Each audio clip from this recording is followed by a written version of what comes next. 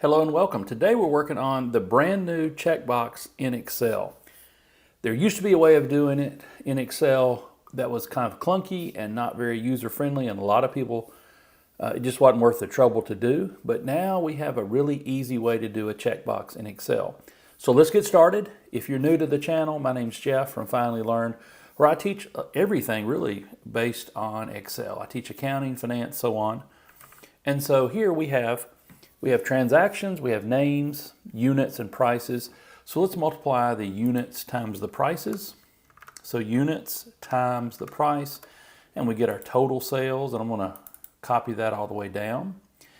And maybe we want a way to filter by large sales. So let me show you how to do a checkbox. So we do insert and go all the way to the right, and the checkbox right here. Now, I'm using kind of a blue theme for the headings and things. So one thing you can do with this new checkbox is you can use different colors. You can format it. So if it's checked, then it is filled in blue, and then you see the check is an outline white. Now, let's say we want to search for and filter for any large sales that are greater than, let's make it $500 at first. And so let's check that. And so what we're going to do is we're going to pull the transaction number and we'll pull the sales. So give me the list of transactions that are greater than or equal to 500. All right, so we're going to use the filter. So I'm going to use FX here. I'm going to search for filter. And what do I need on the filter? I need the array. Okay, I need the array.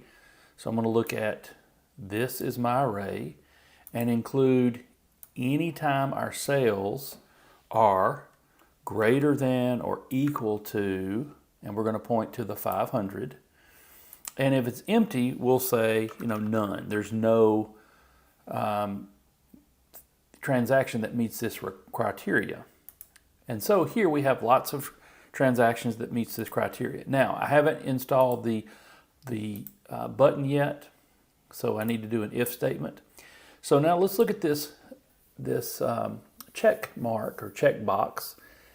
It gives us a logic true, and when we take it off, then it gives the logic false. So what we're going to do is wrap this filter in an if statement. So we'll say if, and we just point to the sales on G2. So if we want to filter by large sales, then that filter will be our true statement, the value if it's true, and then I'll go to the end and do a comma, and I'm just going to go double quote, space, double quote. So if there's nothing there, I'm just not going to leave it. I'm going to leave it blank. So now we have the same thing, except let's take off and unselect the large sales, then we don't have it. So now we have anything $500 or greater. Now for the sales, I'm going to do the same thing. So I'm going to start from scratch. I'm going to do the filter function. All right, our filter, and we're going to filter based on the sales.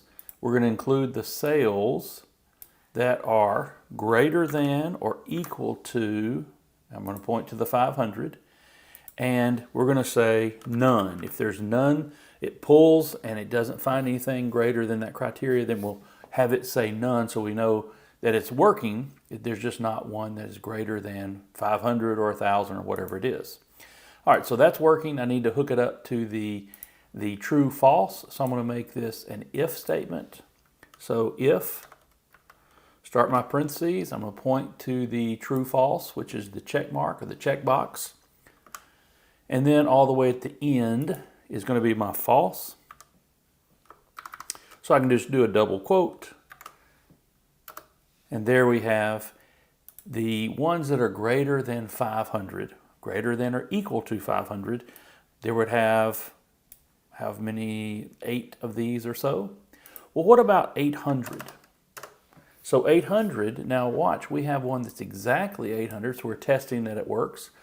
We have 4 items that are greater than or equal to 800. What if we did 1,000? Well, at that point, there's only 2 greater than or equal to. What if we did 1,500 and then it works correctly, but there's none that's greater than 1,500, so we'll say none. All right, so that's how you filter by large numbers here on sales. We're going to do the same thing for the name. So let's say we have the names, and we're going to filter by the names and figure out the sales if it says acres. So we're going to do the same type of filter. So let's filter, and the array, we're going to pull the transaction number based on the name, and if the name is equal to the name up above, and if not, we'll say none. So it looks like we have 3 transactions that say acres. All right, now we want to wrap that in the if statement. If, and we'll point to the checkbox, which is the true.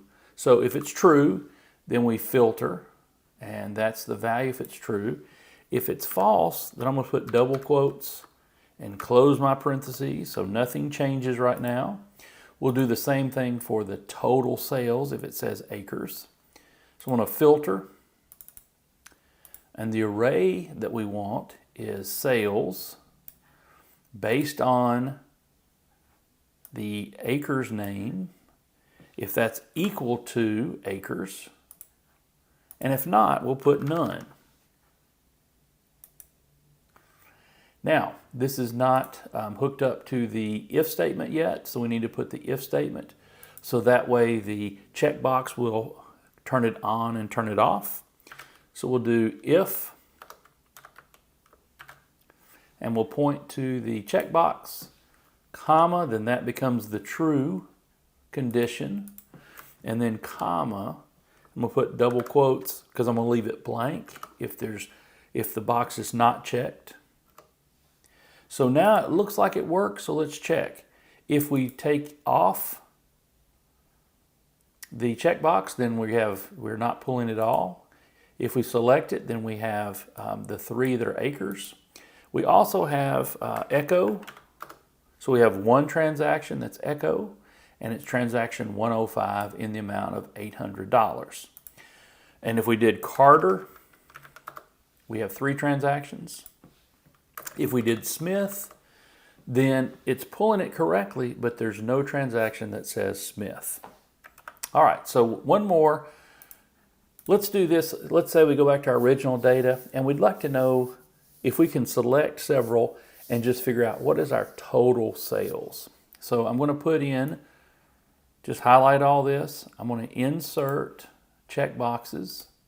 I'm going to go back and make those blue because we can format those. We're going to make those blue, and we're going to say the total sales if each transaction is selected. So we have a way to select all the different transactions. So this is going to use, I'm going to use a sum ifs. So I want to search for sum ifs with an S. All right, and what do we have? We have the sum range. I'm going to sum up the total sales. The criteria range is based on the true false, which is the checkboxes. And I'm going to search and add it up only if it says true. So I'm going to have to type in true. So hit OK. So if we unselect, then we know we have 0. But let's just say we select the Bowden one for 1407. We know the total is 1407. We know the total here goes up every time we select more and more. Well, what's the total in this column?